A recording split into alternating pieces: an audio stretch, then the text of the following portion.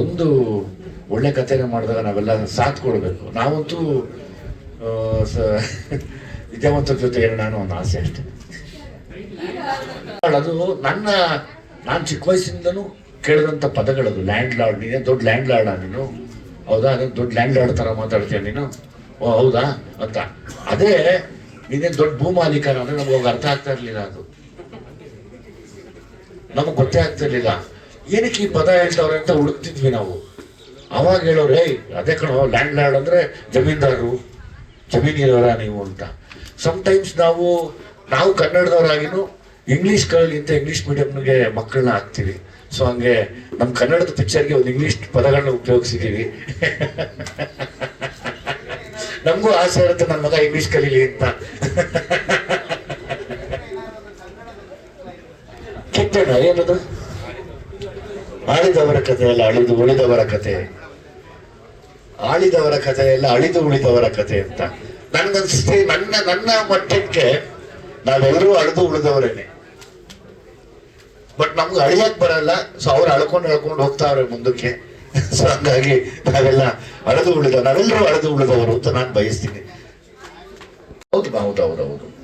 ನನ್ನ ರಚಿತಾ ರಾಮ್ ಅವ್ರನ್ನ ನೀವು ಆಲ್ಮೋಸ್ಟ್ ಇದೇ ಏಜ್ ಇದ್ರಲ್ಲೇ ನೋಡ್ತೀರಾ.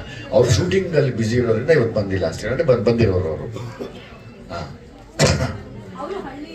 ಅಫ್ಕೋರ್ಸ್ ನಾವೆಲ್ಲ ಅದಕ್ಕೆ ಒಬ್ಬೊಬ್ಬರಾಗಿ ತಮ್ಮಲ್ಲಿ ಕಾಣಿಸ್ಕೊಳ್ಳೋಣ ಅಂತ ವೇಟ್ ಮಾಡ್ತೀವಿ. ಅವ್ರ ಪಾತ್ರ ಬಿಡ್ತೀನಿ, ಎಲ್ಲ ಪಾತ್ರಗಳನ್ನೂ ಪರಿಚಯ ಮಾಡ್ತೀವಿ. ಈಗ ಎಲ್ಲ ಪಾತ್ರಗಳನ್ನು ಪರಿಚಯ ಮಾಡ್ಕೊಳ್ತೀವಿ.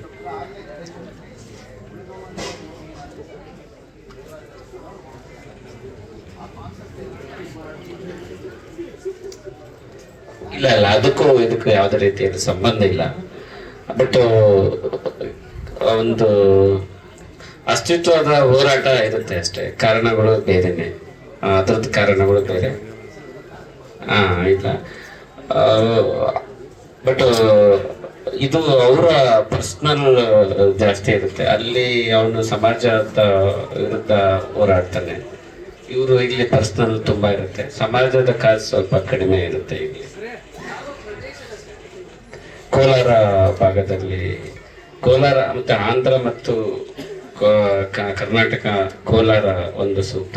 ಅಲ್ಲಿ ಸ್ವಲ್ಪ ಈ ನಾನು ಬರೆದ ಘಟನೆಗಳು ತುಂಬಾ ಅಲ್ಲಿ ಹಸಿರಾಗಿ ಇನ್ನೂ ನಡೀತಾ ಇದೆ. ಅಲ್ಲಿ ಒಂದು ಕೂಲಿಗಾಗಿ ಕಾಸು ಅನ್ನೋದು ದೊಡ್ಡ ಒಂದು ವಿಚಾರ. ಸೊ ಅದ್ರ ಮೇಲೆ ಸ್ವಲ್ಪ ವಿಷಯ ಬರುತ್ತೆ.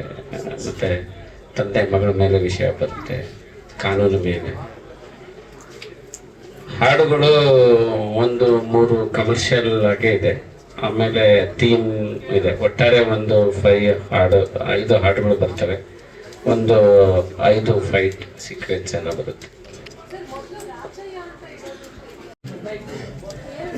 ಬದಲಾಗಿಲ್ಲ. ಬಟ್ ನಾವು ಶೂಟಿಂಗ್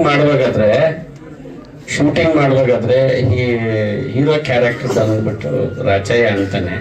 ಅದು ಶೂಟಿಂಗ್ ಎಲ್ಲರೂ ಅದು ಹಬ್ಸಿ ಅದು ಮೀಡಿಯಾಗ ಹೋಗಿ ಅದೇ ಇರ್ಬೋದೇನೋ ಅಂತ ಅವರು ಬರ್ದಿರೋದು ಬಿಟ್ರೆ ನಾನು ಅಧಿಕೃತವಾಗಿ ಹೇಳಿಲ್ಲ. ಸೊ ಶೂಟಿಂಗಲ್ಲಿ ನಾವು ರಾಚಯ್ಯ ಅಂತ ಕರಿತಾ ಇರ್ತಿದ್ವಲ್ಲ, ಸೊ ಹಂಗೋಯ್ತು. ಬಟ್ ನಾಮಪದ ಇಡೋದೆಲ್ಲ ಸುಮ್ಮನೆ ಕಾಮನ್ ಆಯಿತು. ಕಥೆಯ ಪೂರಕವಾಗಿ ಇರಬೇಕು ಅನ್ನೋದು.